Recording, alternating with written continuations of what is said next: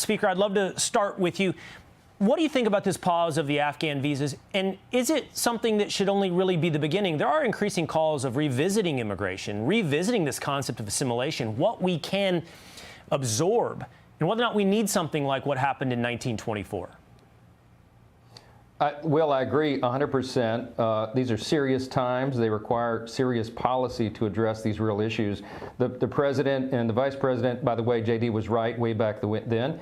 They need to re-examine those who have been allowed in. The Biden administration completely bungled this in every way. They opened the border wide, as we know. As many as 20 million illegal aliens came across the border in those 4 years. And then we allowed in these other people who obviously were not properly vetted. So we're glad that there was an election that has real consequences. We're glad this administration is dialed in, and I can tell you the Congress is as well. My opponent is as far left as you can get. She has been endorsed by the Democratic Socialists of America. She wants higher and new taxes to fund her socialist ideology.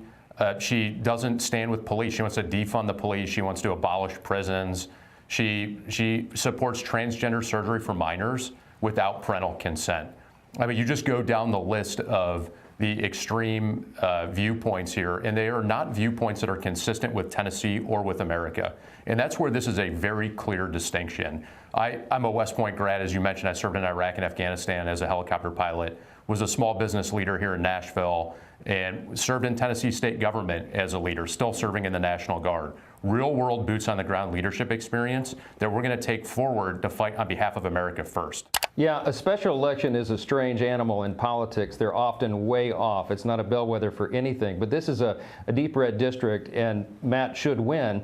But the problem is when you have a deep red district, a lot of the people take for granted that the Republican or the conservative is going to win. And so this is in the middle of a holiday. A lot of people aren't even really aware this is on the ballot. So we're here. President Trump called into our rally this morning. He'll be doing a tele-rally with Matt and I this evening to raise awareness, to get out the vote, to make sure that the people in Tennessee, in Nashville, and the 14 surrounding counties understand they better get out and vote. This is a radical leftist on the ballot. We cannot allow this to happen in Tennessee. We should win, but we need to run the score up. Welcome back.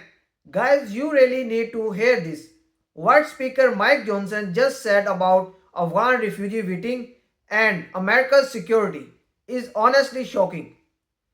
I just watched Speaker Mike Johnson talk about the Afghan refugee vetting problem, and honestly, this is something where every American should pay attention to. This is not about politics or choosing sides. This is about understanding what is happening inside our own country and how decisions made in Washington can directly affect our safety, our communities, and even our national identity. Mike Johnson and Matt Van Epps were both on the Will Kane show discussing a crisis that many people don't even know is happening. And after listening to their comments, it's clear that the situation is way more serious than most people assume. Speaker Mike Johnson explained that after the DC National Guardman attack, the concern around Afghan immigration has grown even stronger. He talked about how President Trump decided to halt Afghan immigration applications until there is a stronger and more reliable vetting system. Whether people agree or disagree with Trump's move, the point Johnson made is that the current vetting system is not strong enough to guarantee that every person entering the US has been properly checked, especially after a major security incident involving a refugee background. He also mentioned something important. This is not about being against refugees or against helping people. America can always welcome those who are running from war and danger. But what Johnson said is that welcoming people without proper checks puts both Americans and genuine refugees at risk.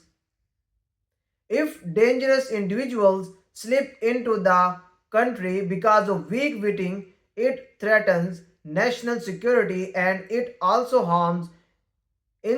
it also harms innocent refugees who genuinely need a safe place.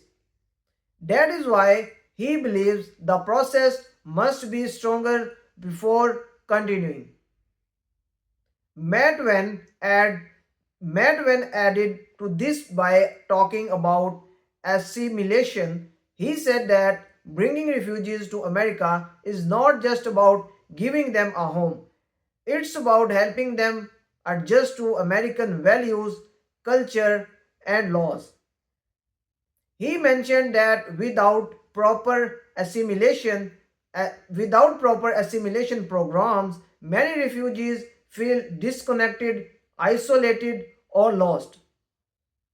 And when people feel disconnected, problems grow, culture clashes, misunderstandings, and even radicalization in extreme cases. When apps made it clear that assimilation is not optional, it is necessary if America wants these communities to thrive peacefully. Then they moved to the Tennessee's special election, which is becoming a big deal because voters are demanding leaders who take national security seriously. Johnson said Tennesseans are tired of being ignored and they want representatives who talk openly about real issues like border control, immigration, and crime. This shows how connected everything is. Immigration decisions made in Washington don't just stay in Washington, they affect every state, including Tennessee. One thing that really stood up in the conversation was Johnson's tone. He wasn't trying to scare people. He wasn't trying to make political points. He was saying that these are serious times and leaders have to take responsibility. He said his number one role is to protect the American people and he thinks the government has not done enough to ensure safety. Whether you support him or not, you can tell he believes what he is saying. Another major point he made is that America cannot afford to repeat the same mistakes. After the chaotic Afghanistan withdrawal, thousands of people came into the US with very little documentation or background checks. Some did not even have basic identity records. Johnson argued that our nation cannot operate like that because once, once someone is inside the system, it becomes extremely difficult to track or monitor them. He believes a pause in applications is not about shutting the door. It's about fixing the system before it becomes dangerous. There was also a big decision about the moral responsibility of leaders. Johnson said politicians sometimes avoid talking about immigration because they fear backlash or controversy. But he said leaders should speak honestly about risks even if some people don't like it. Van Epps agreed and added that Americans deserve honesty, not political talking points.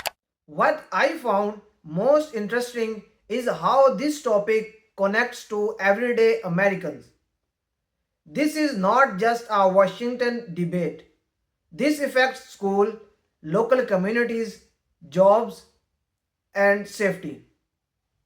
Refugees who come here need long term support, proper background checks, and real assistance to build new lives. Without that, things can get messy. and unfair for everyone. And Johnson's message was that America must remain compassionate but also smart and secure at the same time. Overall, the conversation was intense but important.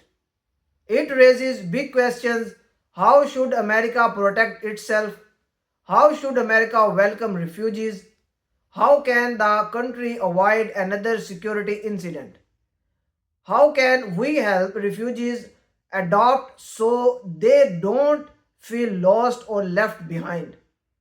These are questions that need answers. And Johnson is pushing this conversation forward whether people like his approach or not. This topic is bigger than one political party. It is about national security, human lives, and America's future. And honestly, after hearing everything they said, I think more Americans need to listen before making quick judgments. These are serious times, and ignoring these issues won't make them disappear. Tell me, let me know what you think. Is the government doing enough to keep America safe? Or is Speaker Mike Johnson right that we are ignoring a dangerous problem? Thanks for watching my video. I will see you in the next video.